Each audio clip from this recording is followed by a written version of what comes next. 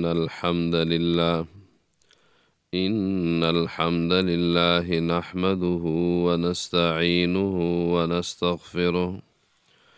ونستغفره ونؤمن به ونتوكل عليه ونعوذ بالله من شرور أنفسنا ومن سيئات أعمالنا من يهده الله فلا مضل له ومن يضلل فلا هادي له وأشهد أن لا إله إلا الله وحده لا شريك له وأشهد أن محمدا عبده ورسوله أما بعد فأعوذ بالله من الشيطان الرجيم بسم الله الرحمن الرحيم الحمد لله رب العالمين الرحمن الرحيم مالك يوم الدين إياك نعبد وإياك نستعين اهدنا الصراط المستقيم صراط الذين أنعمت عليهم غير المغضوب عليهم ولا الضالين آمين. زما د دین اسلام ډیرو عزت مندو قدر مندو مسلمانانو رونو او ډیرو عفتناکو پاک دامنو او په خپلو چار دیوالو کې ناستو خویندو میندو السلام علیکم ورحمت الله وبرکاته. د قرآن کریم په ابتدا کې منګه فضائل بیان کړیو. بسم الله الرحمن الرحیم.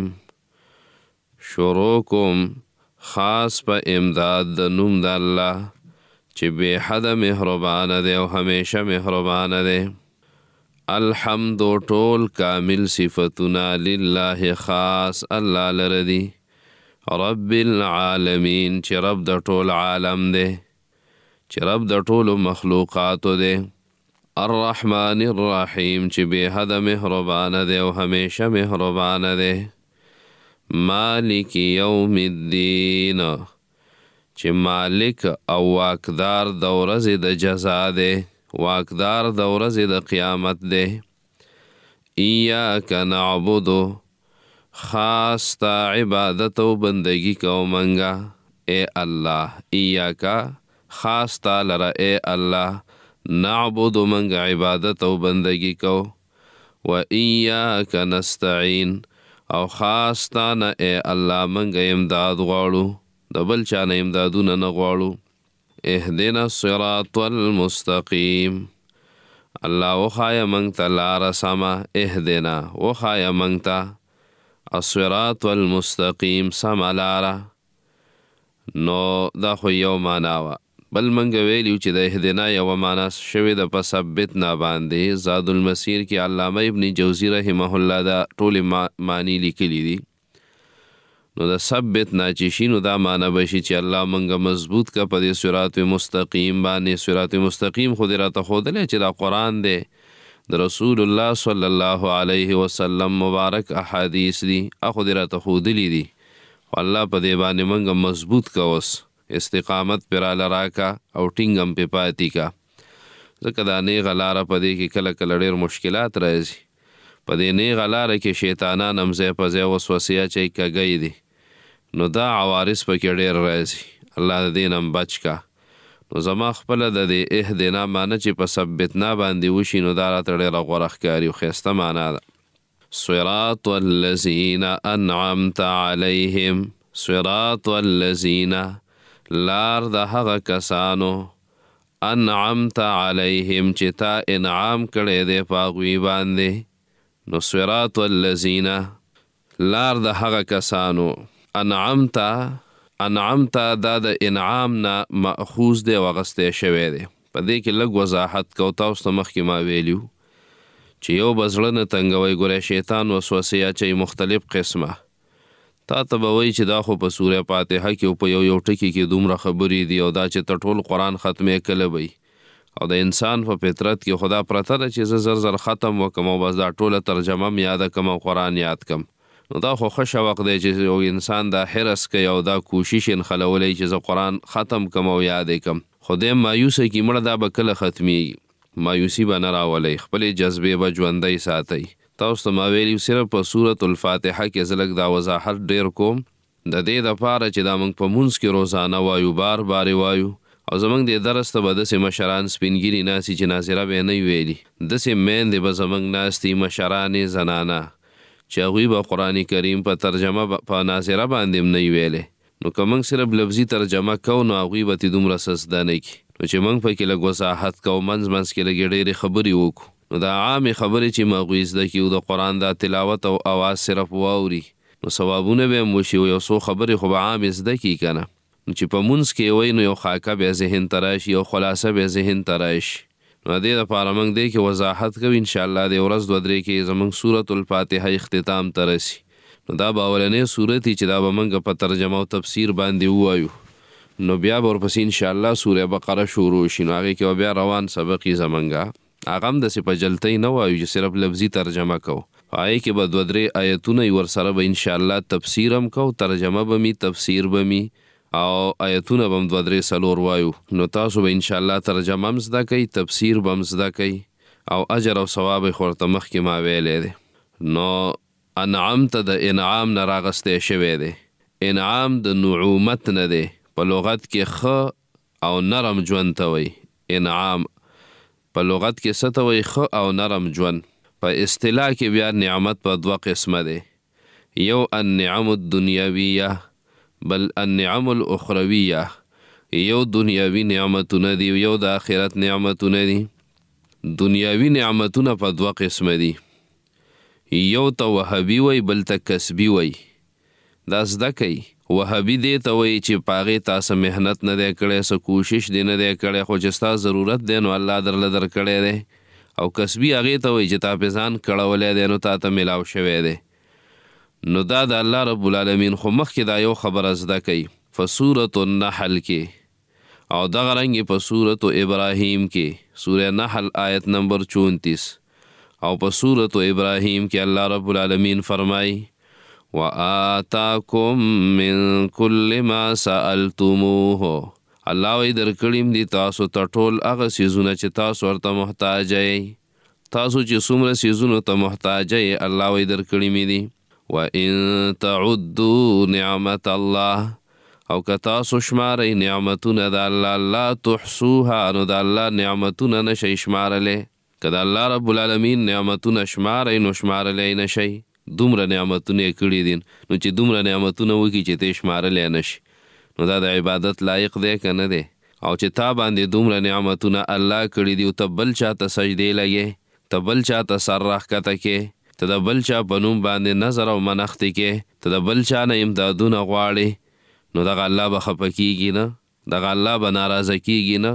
نو وان تعدوا نعمت الله لا تحصوها. او څومره څیزونو ته چې ته محتاج یې، ته بدن ته محتاج وې، لاسونو ته محتاج وې، لاسونه یې درکړل، سترګو ته محتاج وې، سترګې یې درکړې، غوږونو ته محتاج وې، غوږونه یې درکړل، ژبه یې درکړل، خپې یې دله درکړې، زړه یې دله درکړو، دماغ یې درله درکړل. دا ټول اندامونه په دې باندې خو تاسو محنت نه دی کړی او لګیا دي کار هم کوي.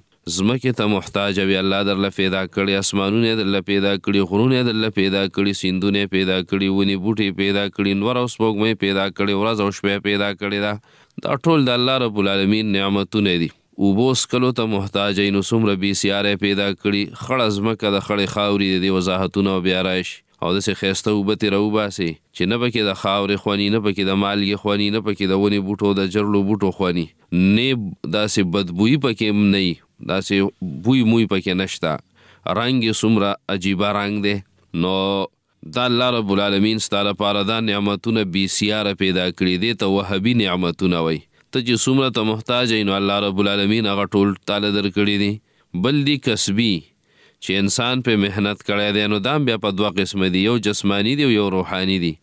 جسمانی دا دی چې ته خوراک کې، تسکل کې، ته اغوستل کې، او دغه رنګې ته په لاس وخبو چې څومره کارونه کې دی ته جسمانی وایي. بل دی روحانی، لکه خوشحالي په تا باندې راله، خوشبو در باندې راله، دا هغه زړه چې ستا خوشحالوي نو هغې ته روحاني وی. نو دا نعمتونه الله رب العالمین هر چاله ورکوي، کافر له هم ورکوي، مسلمان له هم ورکوي، نیک له هم ورکوي، بد له هم ورکوي، نارینه له هم ورکوي، زنانه له هم ورکوي. هر چاله الله رب العالمین دا نعمتونه ورکوي، وړوکي لا، نوجوان لا، مشر لا، ټولو لا. او په دې نعمتونو کې ډېرې فایدې دي. دا کسبي نه دي، دا ته چې ځان له ګټه وټه کې منډې تړلې وې، خوراک او سکل کې او وغیره، دا څومره چې ته کې، په دې کې ډېرې فایدې دي. په دې کې یو فایده دا ده لکه قرآن کریم سوره شورا آیت نمبر 27 ویشتم نمبر آیت سوره شورا 15 سپاره کې راځي. الله رب العالمین فرمای ولو بسط الله الرزق لعباده لبغوا فی الارض. که الله رب العالمین دا خلق وزګار پیدا کړي وي، دا رزق الله را پراخه کړی وي په خپلو بندګانو باندې، هر سړی مالدار وي او بس کار روزګار کسب ته حاجت نه وي، لبغوا فی الارض، نو خامخا به سرکشي کړی وي، بغاوت به کړی وي په ځمکه کې، جنگ جګړې به سیوا وي که دا خلک وزګار وي، لانجې کونجې. که ستاسو خیالي کم نوجوانان او کم الکان چې هغوی داسې وي چې هغوی وزګاري، نو د هغوی بیا دا لانجې او دا جنگ جګړې او دا څیزونه چې څومره وي نو دا یې سیوایي. او چې کله دی په روزګار باندې شي او مصروفه شي نو جنگ جګړې او دا مصیبتونه چې څومره وي نو دا ختم شي. نو الله رب العالمین فرمایي که الله رب العالمین دا رزق په خلکو باندې فراخه کړی وی، نو دوی به څه کړی وی؟ لبغوا فی الارض، دوی به سرکشي کړی وی په دې ځمکه باندې، بغاوت به دوی کړی. نو په انعمت علیهم کې وایي نعمتونه دینیه مراد دي یا اخرویه، خدام بیا په دوه قسمه دي. یو وهبي دي، لکه ماشوموالي نه الله رب العالمین په چا کې ښه صفتونه راولي، د ماشوموالي نه ښه صفات، وهبي علم الله رب العالمین چاله ورکي. او دویم چې دي نو هغه دینی نعمتونو باندې ګوره سړی عزتمن کېږي، امدام یاد ساتئ او خلق به در سره محبت کوي، د الله رب العالمین دیدار به دې نصیب شي، جنت ته به داخل شي. نو دا ټول په دې باندې بنا دي. بهرحال دا د الله رب العالمین د نعمتونو تذکره وه چې په انعمت علیهم کې دا ذکر ده. اوس د انعمت علیهم مصداق دا څوک دي؟ د انعمت علیهم مصداق یعنی انعام الله رب العالمین په چا باندې کوي؟ نو یو مصداق د دې انبیاء علیهم السلام دي، بل الصدیقین، الشهداء، الصالحین. دا څلور طبقات دي چې سوره نساء 15 سپاره 1 نمبر آیت مبارکه کې راغلي دي. الله رب العالمین فرمای ومن یطع الله ورسوله فأولئك مع الذين أنعم الله عليهم من النبيين والصديقين والشهداء والصالحين وحسن أولئك رفيقا.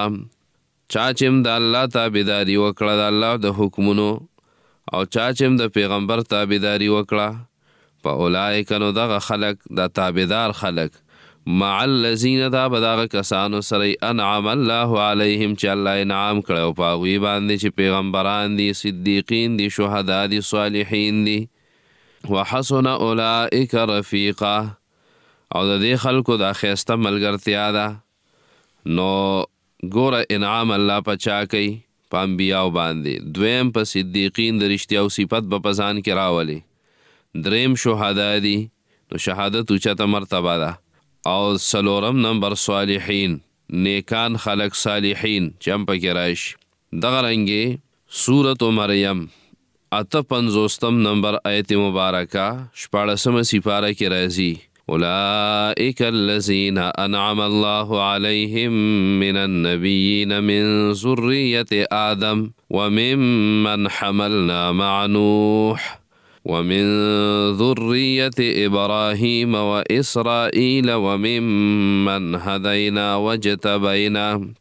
سورة مریم 58 نمبر آیت 14 سپاره کې راځي. وای دا هغه کسان دي چې الله رب العالمین انعام کړی په هغوی باندې، انبیا دي من ذریة آدم، د آدم علیه السلام د اولاد نه، او هغه څوک چې موږ سواره کړي د نوح علیه السلام سره په کښتۍ کې. ومن ذریة ابراهیم، او د اولاد د ابراهیم علیه السلام نه او د یعقوب علیه السلام نه او د هغه چا نه چې موږ ورته هدایت کړی دی او موږ غوره کړي دي، نو دا انعام یافته خلک دی. حدیث کې راغلی رسول الله صلی الله علیه وسلم فرمایي ما انا علیه و اصحابي، یعنی زه او زما صحابه چې په کومه لار باندې روان دي نو دا د نجات والا خلک دي.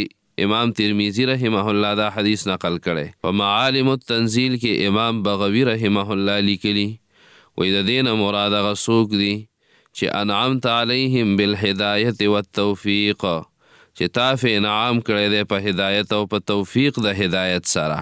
تفسیر قرطبی لیکي وی انعمت علیهم بالمحبت والانس، وی چې تا فی انعام کړی په هغوی باندې په محبت سره، په زړه کې د الله سره محبت دی، د الله د پیغمبر سره محبت دی، د قرآن سره محبت دی، دغه رنګې د ټولو انبیاو سره محبت دی، د بیت الله سره محبت دی، د جماعت سره محبت دی، د علماو سره محبت دی، نو دا ټول له انعمت علیهم بالمحبه.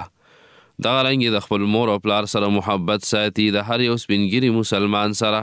والانس، انس ته وایي انس یوه مرتبه ده چې انسان د الله سره تعلق وي، په الله تعالی باندې زړه خوشحالی، د الله رب العالمین خبرې په د باندې ډېرې خوند وله ورکوي او ښې پې لګي، قرآن چې اورېدلی یو مزه ورکوي، نو دغې مرتبې ته ویلی کېږي انس. د سهل ابن عبدالله رحمه الله نه نقل لی وی انعمت علیهم بنعمت الاسلام والسنه، چې د اسلام او د سنت نعمت پې شوی نو داغه خلق دی چې په انعمت علیهم کې داخل. خو په دې ځای کې بیا مفسرین لیکي وی راجح دا ده چې انعمت علیهم کې عموم دی، په دې کې د دین هر ښکلی صفت او نعمت دا پکې داخل دی، لکه ایمان شو، نو چې ایمان چا راوړی نو دا هم په انعمت علیهم کې راغی، ښایسته اخلاقي دي، مجاهدین دي، د دین دعوت کوي، قرآن ته پخپله کیني، خپل بچي راپاسئ، پاسئ مونځ وکئ د سارې او هله قرآنونه راوالی او کینئ.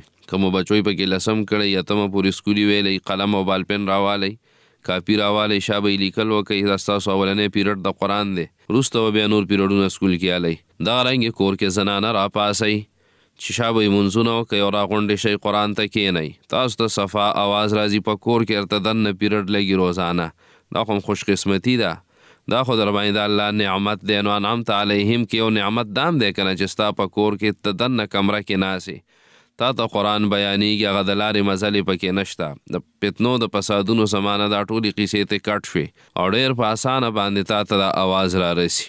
نو بیا ته خپلو ملګرو ته ووایه، په جومات کې ووایه، په حجره کې ووایه، په چمګاونډ کې ووایه، چېرته غم ښادي ده، د اتوار پر ورځ دا غم ښادۍ هسې هم ډېري، او زنانه لاړې او کېناستې نو خلک به غیبتونه کوي، خنداګانې به کوي، ګډاګانې به کوي، نور باسونه به کوي. تاسو دغه مه کوئ، تاسو پکې یوې سره خبره وکئ، د سارې ترجمې درسي، د هفتې په ورځ باندې سیرت کلاسي، د جمعې په ورځ باندې سوال و جواب، په دې باندې پویه کوئ، د قرآن درس شروع کوئ، قرآن ته کښېنئ او د دې ورته بیا صفات بیان کا، بیا فضایل تا اورېدلي دي د قرآن بیان کوي، یو حرف باندې لس نیکۍ دي، ملائک در سره ناسي، دا خو موږ ته د الله پیغمبر ویلي، شک پکې نشته، رحمتونه در باندې راورېږي، ستا په بچو راورېږي، ستا په زنانو راورېږي، او په آخره کې د ټولو ته د معافی اعلان کوي الله رب العالمین چې څومره په دې درس کې شریک وناسو، الله وی دا ټول می بخلی دی. وی یو پرشته ورته وی چې الله یو پکې ډېر ګناهګار ناسو، الله وی هغه دومره ګناهګار ملایکو چې تاسو یې په ګناهونو تعجب کوئ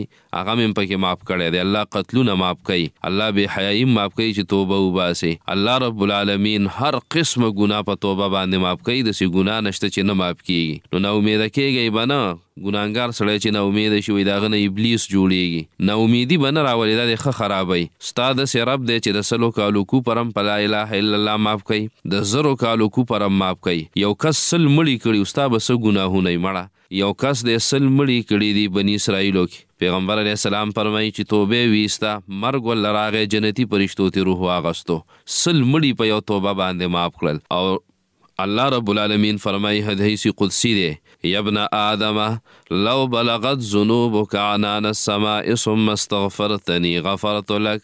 اے زما بندگانو، اے د آدم بچیا، کستا دا گناهونه د ځمکې نه د اسمان د څوکو پورې ورسي او بیا ته زمانه بخنه وغواړې، الله وایي زه درته معاف کومه، نو دې ته سوچ وکئ نو ستاسو به څه ګناهونه چې ځمکه د ګناه نه ډکه کې او ته بیا توبه وباسې ته د قرآن کریم په درس کې کښېناستې د سارې ترجمې ته ناست وې ستا ټول ګناهونه الله معاف کوي ښه په آخره کې دعاګانې قبلئ انابت الله الله ته رجوع محبت د الله رب العالمین سره دا ټول هغه اعمال دي چې دا څوک هم کوي نو په دوی باندې د الله رب العالمین انعام دی نو انعمت علیهم چې تا انعام کړی دی په هغوی باندې غیر المغضوب علیهم دې ځای کې یو علمي غونته کې خبره ده نو که عام خلک پې پوه نه شو نو خیر دی خو د مدرسو طالبان اکثر په دې باندې پوهېږو نو هسې یو خبره د مختصر به یې وکړو وایي دا غیر المغضوب علیهم چې صفت د الذین شي مخکې تیر شو صراط الذین نو چې د الذین نه دا صفت شي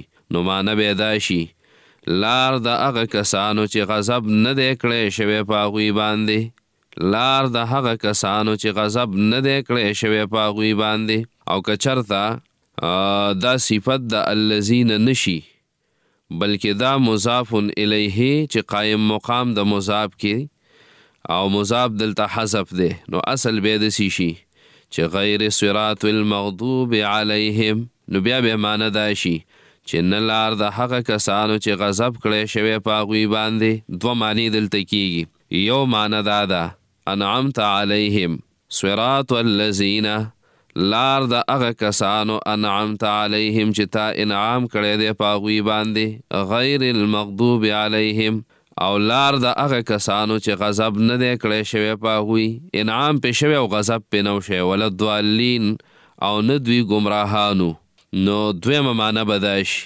چې نه لار د هغه کسانو چې غضب کړی شوی دی په هغوی باندې نه لار د هغه کسانو چې غضب کړی شوی په هغوی باندې نو ګوره یو خدا دی چې صفت د الذین شي نو معنی به دا شي چې لار د هغه کسانو چې غضب نه دی کړی شوی په هغوی او نه ګمراهانو او دغه معنی غورم ده دویمه ابن کثیر رحمه الله وی دا مضاف الیه قایم دی په مقام د مضاف کې او مضاف دلته حذف دی وی اصل کې دی چې غیر صراط المغضوب علیهم غیر صراط المغضوب علیهم نو معنی به دا شي چې نه لار د هغه کسانو چې غضب کړی شوی په هغوی باندې په دې اول باندې اعتراض راځي چې غیر هم مبهم دی نو دا څنګه صفت واقع شوی د الذین دپاره الذین خو معرفه ده نو جواب دا دی وی غیر چې کله وی نکره و مبهم علی چې مضاف الیه عامی او دلته مضاف الیه خاص دی چې مغضوب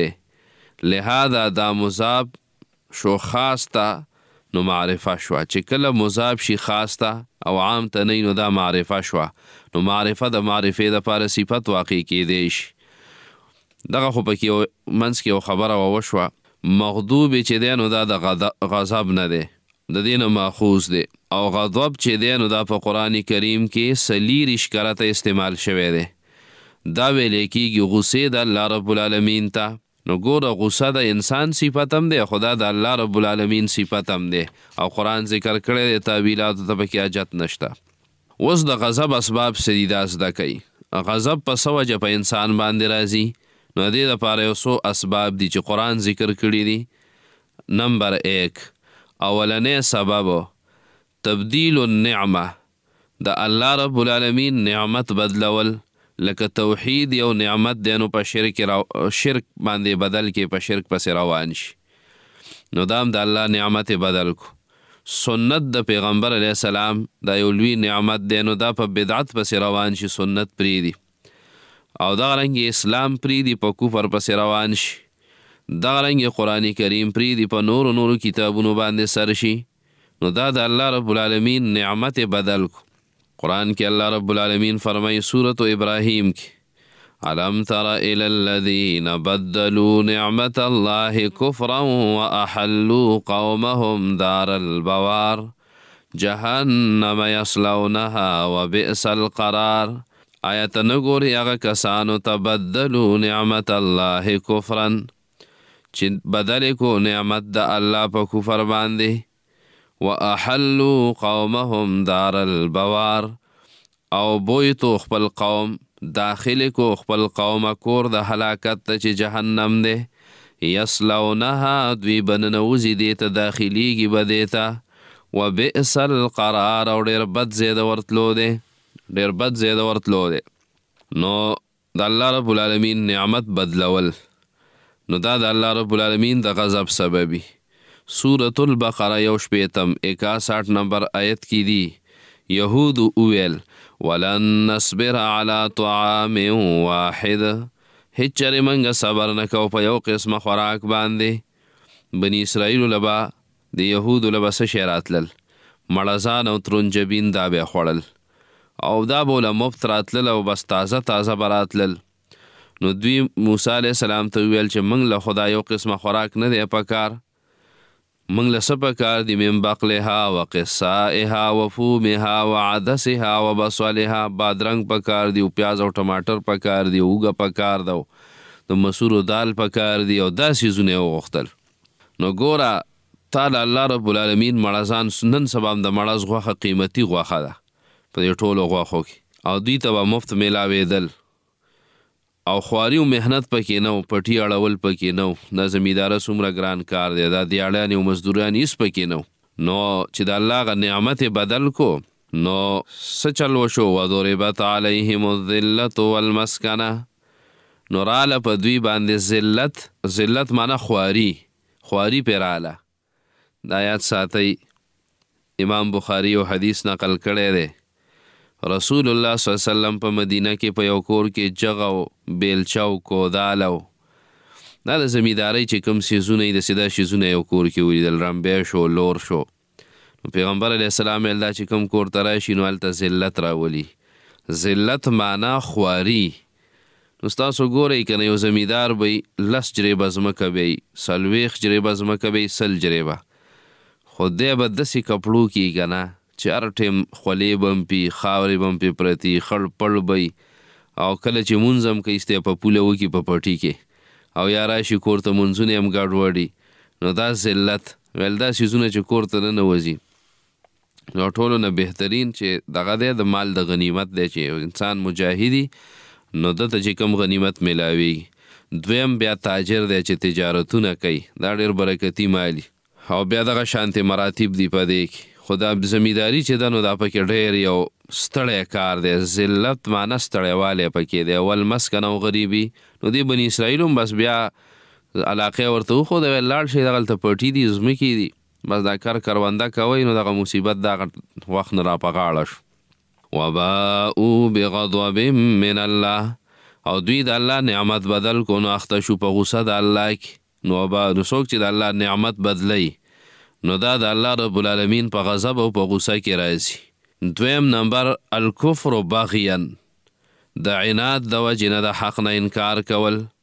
ښه ورته پته وي چې دا حق دی، دا پیغمبر رښتینی پیغمبر دی، دا کتاب چې کوم قرآن دی دا حق کتاب دی د الله. یو عالم به یو ځای کې مسلې بیانوي، ښه ورته پته وي چې دا حقې مسلې دي، قرآن بیانوي، احادیث بیانوي، دین بیانوي. دته ښه پته وي خو دی د هغه د عناد د وجې نه، د تعصب د وجې نه، د ضد د وجې نه، د کینې د وجې نه دی د هغه څه ملګرتیا نه کوي. نو څه دې وکړل؟ تا نه د دین کار پاتې شو، نور خو هغه کار هسې روان دی، نور خو تاسو ونه کړل، خو ستا هغه حصه پکې ونه شوه. نو سورة البقره 90 نمبر آیت مبارکه کې راځي بئس ما اشتروا به انفسهم. دا دی اوله سپاره کې راځي سورة البقره 90 نمبر آیت مبارک، 90 آیت مبارک. بئس ما اشتروا، ډېر بد دی هغه چې دوی خرڅ کړي په هغې باندې خپل ځانونه. ابن جریر طبري رحمه الله معنی کوي اشتروا به انفسهم، باعوا انفسهم، چې خرڅ کړي دي په دې باندې خپل ځانونه.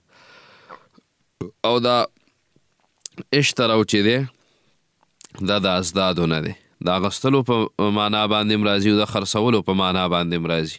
عربۍ کې ډېر ټکي داسې چې د ازدادو نه وي، دوه معنی او دواړه معنی د یو بل اولټي مخالفي. ای یکفرو دا چې دوی کفر وکړو بما انزل الله، په هغې باندې چې الله را لېږلی، په هغه دین باندې، په هغه قرآن باندې، په هغه شریعت باندې، بغیا د وجې د عناد نه، عناد د وجې نه. ان ينزل الله من فضله على من يشاء من عباده، دا چې را لیږي الله رب العالمین د خپل فضل نه په هغه چا باندې چې الله یې غواړي د خپلو بندګانو نه. فباءوا بغضب على غضب، پس دوی اخته شو د غضب د پاسه په غضب باندې، د یو غضب د پاسه په بل. څنګه د یو غضب د پاسه؟ انشاءالله دا چې ترجمې ته ورسو نو هلته به دا وضاحتونه ټول کو. نو د عناد د کولو د وجې نه د الله رب العالمین غضب نازلیږي. نو دا دوه شو، د الله د غضب دوه اسباب منګه وویل، یو تبدیل النعمه، دویم الکفر باغیان، دریم نمبر قتل نفس المؤمن عمدا، یو مؤمن په قصد باندې وجل.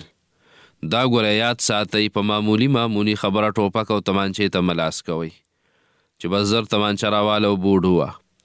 یاد ساتئ د یو مؤمن وجل دا ګوره ډېر لوی جرم دی، ډېر لوی جرم دی. په قرآن کریم کې د دې دپاره دومره غټه سزا بیان شوې ده.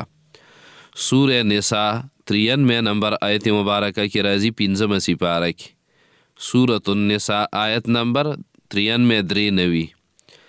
الله رب العالمین فرمائی ومن یقتل مؤمنا متعمدا فجزاؤه جهنم، چا چې یو مؤمن قتل کو په قصد باندې بدله جهنم دی یو، خالدا فیها همیشه بی په دې کې دوا، وغضب الله علیه د الله غصه ده په د باندې درې، ولعنه د الله لعنت دی په د باندې څلور، واعد له عذابا عظیما او دله یو لوی عذاب تیار کړی دی 15 سزاګانې په یو آیت کې الله رب العالمین ویلي.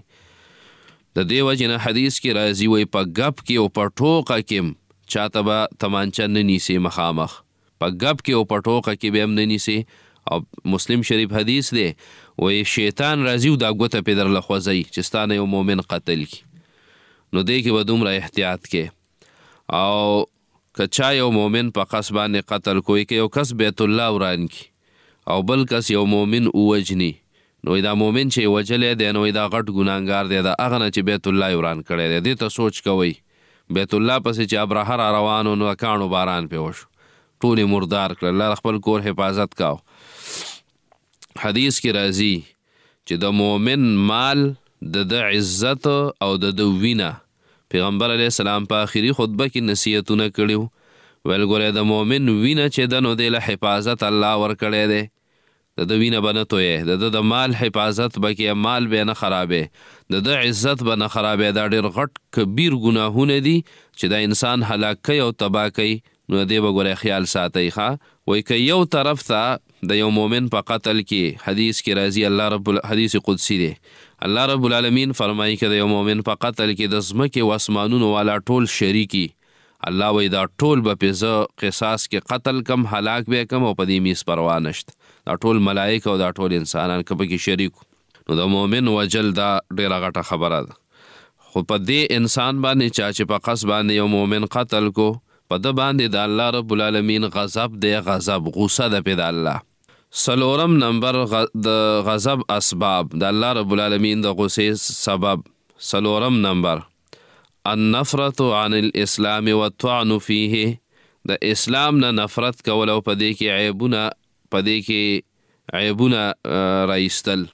نو دام د الله رب العالمین د غضب سبب دی. لکه سورة المائده 80 نمبر آیت مبارکه کې راځي، 6 سپاره کې، قل أنبئكم بشر من ذلك مثوبة عند الله. الله رب العالمین فرمای قل ورته وای ای پیغمبر أنبئكم بشر من ذلك، د دین درته بدتر سزا ونخیم، د دین بدتر سزا، مثوبتن سزا، عند الله د الله فنزبان من اغسوک لعنه الله چې لعنتو کی په د باندې الله رب العالمین، الله په لعنت، وغضب علیه والله رب العالمین غصه غتا. نو دا څوک او دا چې څوک د اسلام نه نفرت کوي او په اسلام باندې په دې باندې عیبونه پکې راوباسي. 5 نمبر سبب د الله رب العالمین د غصې الافتراء علی الله تعالی والمجادله فی الاسماء الشرکیه، یو په الله رب العالمین باندې دروغ ویل، دویم هغه شرکی نومونه او په هغې کې بحثونه کول د الله رب العالمین دپاره. سورة الاعراف او 1 نمبر آیت مبارکه کې الله رب العالمین فرمایي قال قد وقع عليكم من ربكم رجس وغضب أتجادلونني في أسماء سميتموها أنتم وآباؤكم ما أنزل الله بها من سلطان.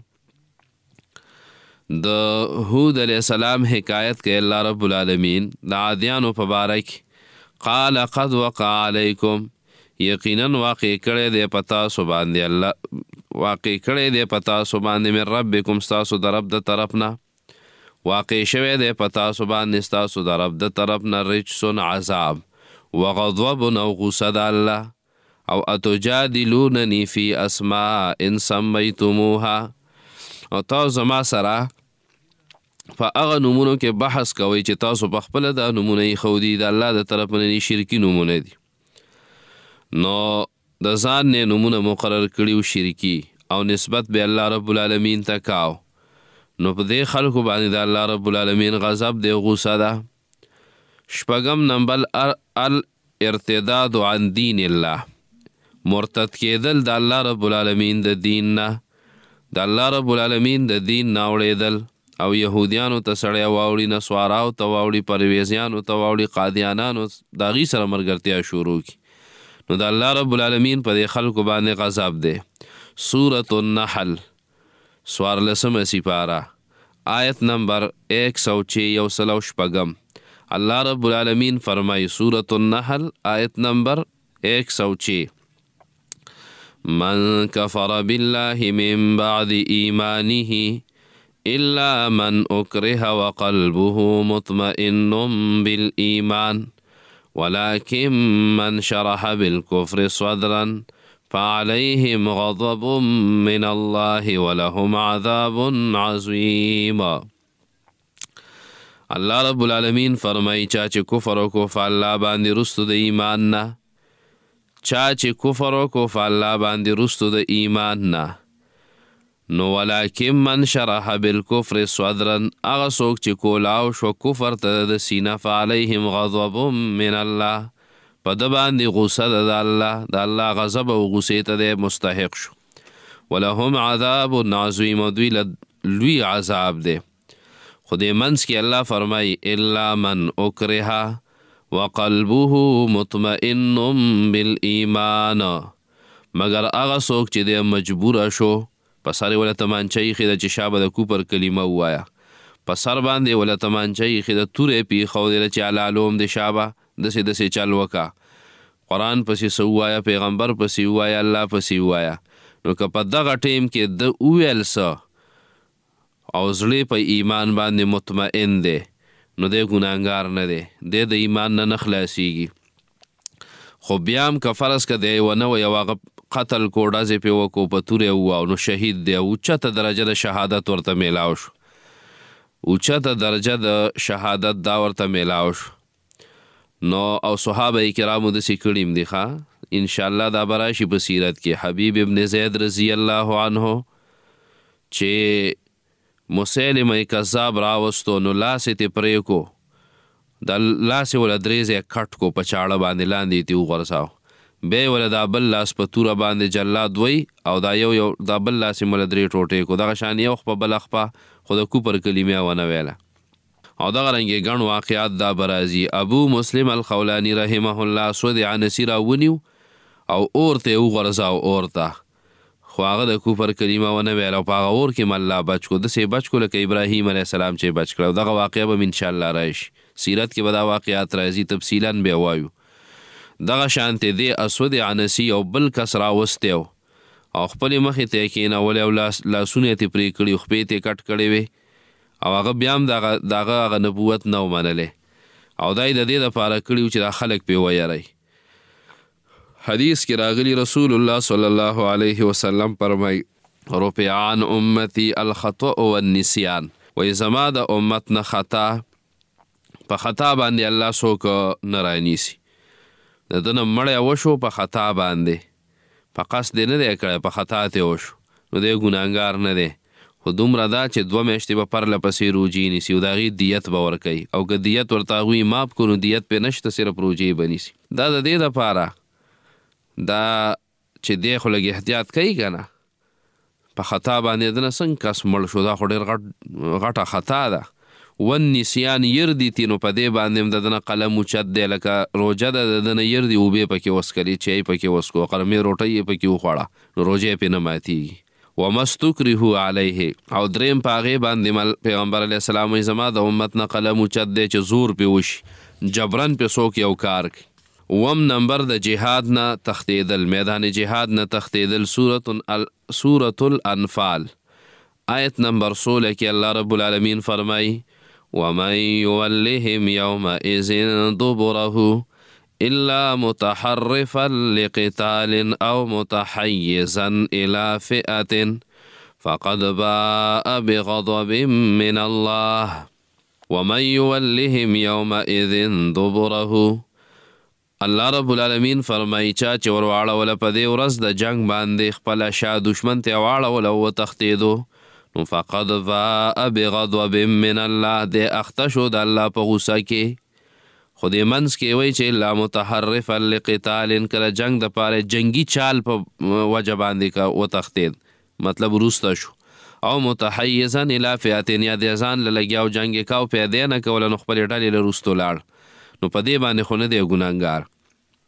خو دې نه علاوه که هسې بې سره جنګ نه وتښتېد، بزدلي وکړه، نو د الله په غوسه کې راغی. اتم نمبر مخالفت وعد الرسول، چې د پیغمبر علیه الصلاة والسلام د وعدې خلاف کوي.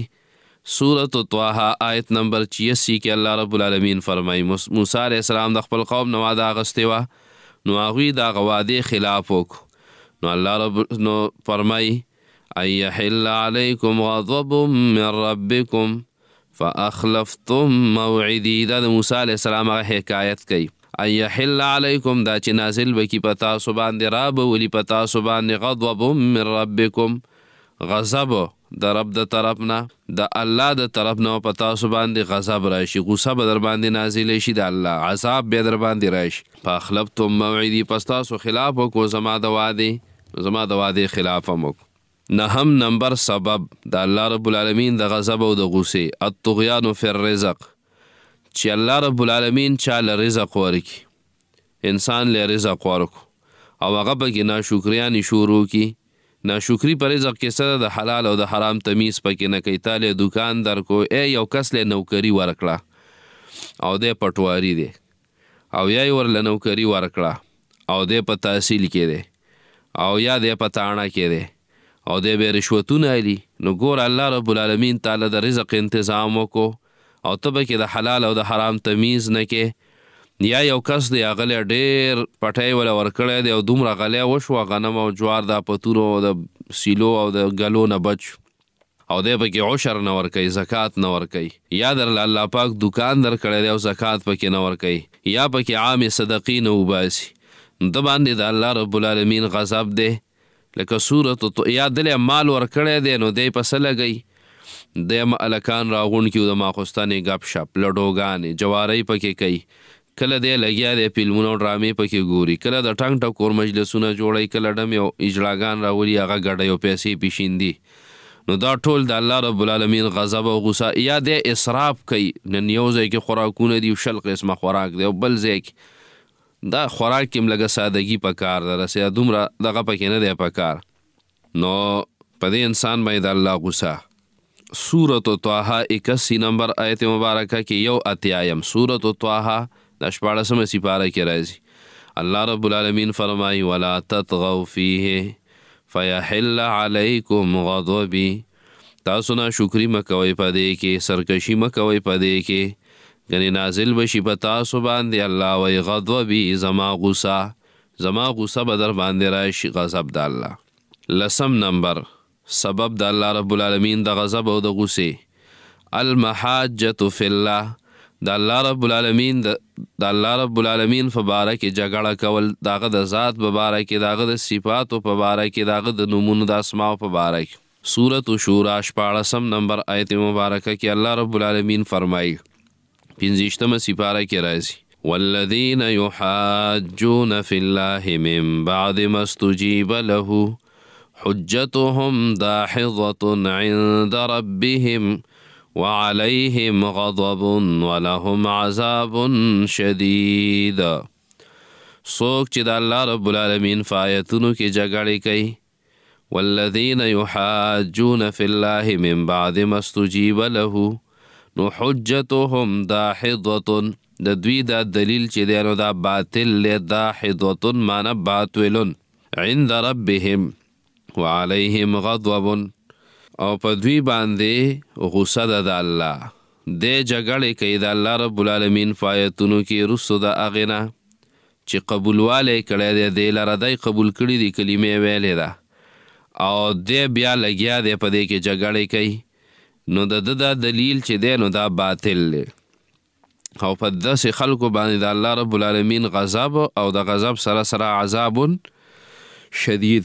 دې ته سوچ کوئ په دې ټولو کې الله رب العالمین ګوره موږ له دمکیانې راکړې، دمکیانې راکړې، موږ له دومره ولهم عذاب شدید وعلیهم غضب، بار بار په یحل علیکم غضبی، بار بار دا رالل. که موږ له چرته دمکی چا راکړه، یو پولیس افسر راکړه، یو فوجي راله راکړه، کرنیل جرنیل راله راکړه، یو بدماش د طرفه دمکی میلاو شوله، شپې خوب بم نه، د الله د طرفه دمکیانې بار بار راځي، زموږ پروا نه، د دې نه به ځان ساتو انشاءالله. 11 نمبر موالات الکفار، د کفارو سره دوستانه مینه او محبت، او د زړه رازونه هغې ته ویل او هغې سره مشورې کول. او په سوره ممتحنه کې الله رب العالمین فرمایي 28 سپاره کې راځي 14 او 14 نمبر آیت کې، یا ایها الذین آمنوا لا تتولوا قوما غضب الله علیهم، ای مؤمنانو تاسو دوستانی مکوئ د هغه خلکو سره چې د الله غوسه ده په هغوی باندې، الله هغوی ته غوسه دی، نو تاسو باندې هم د الله غضب او غوسه راشي. برحال دا خو د غضب دپاره چې کوم اسباب و د الله د غوسې، نو هغه ذکر شو. په دې ځای باندې زموږ نننی درس اختتام ته رسي. دعا وکئ. اللهم انا نسألك الهدى والتقى والعفاف والغنى، رب اجعلني مقيم الصلاة ومن ذريتي ربنا وتقبل دعاء، ربنا اغفر لي ولوالدي وللمؤمنين يوم يقوم الحساب. الله رحم را باندې وکړه، او په آخره کې دا کلمه په جبه کړه چې لا اله الا الله محمد رسول